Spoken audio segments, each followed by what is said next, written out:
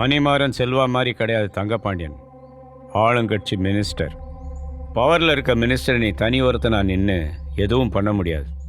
ஆனால் அவன் நினச்சான்னா அமைச்சர் பதவியை யூஸ் பண்ணி உன்னை என்ன வேணாலும் பண்ணலாம். அதனால தான் நான் உங்களை பார்க்க வந்திருக்கேன்.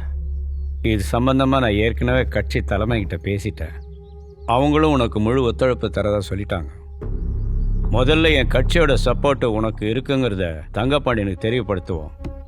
அப்போ தான் உன் மேலே கையை வச்சா அதை நாங்கள் பொது பிரச்சனை ஆக்கிடுவோங்கிற பயத்தில் உன்னை ஒன்றும் பண்ண மாட்டான்.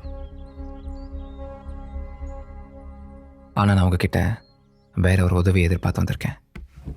என்ன செய்யணும் சொல்லு. தியாகுவை தங்கபாண்டியனுக்கு எதிராக அப்ரூவர் ஆக்கணும். தியாகு என் ஜாதிக்காரையா, என் ஊருக்காரன். அந்த மரியாதைக்காக என்னை எப்பாவது வந்து பார்த்துட்டு போவான். மற்றபடி நீ நினைக்கிற மாதிரிலாம் அவன் செய்ய மாட்டான். அவனை விட்டுரு. நான் சொல்கிற மாதிரி நீங்கள் செஞ்சீங்கன்னா நான் தியாகுவை அப்ரூவர் ஆக்குறேன். தியாகுவை பற்றி எனக்கு நல்லா தெரியும் தமிழ். நானே சொன்னாலும் அவன் இதுக்கு ஒத்துக்க மாட்டான். அதுவும் இல்லாமல் தங்கப்பாண்டியனுக்கு எதிராக அவன் எதுக்கு அப்ரூவராக மாறணும்? அதுக்கான அவசியம் அவனுக்கு இப்போ என்ன வந்தது சொல்லு.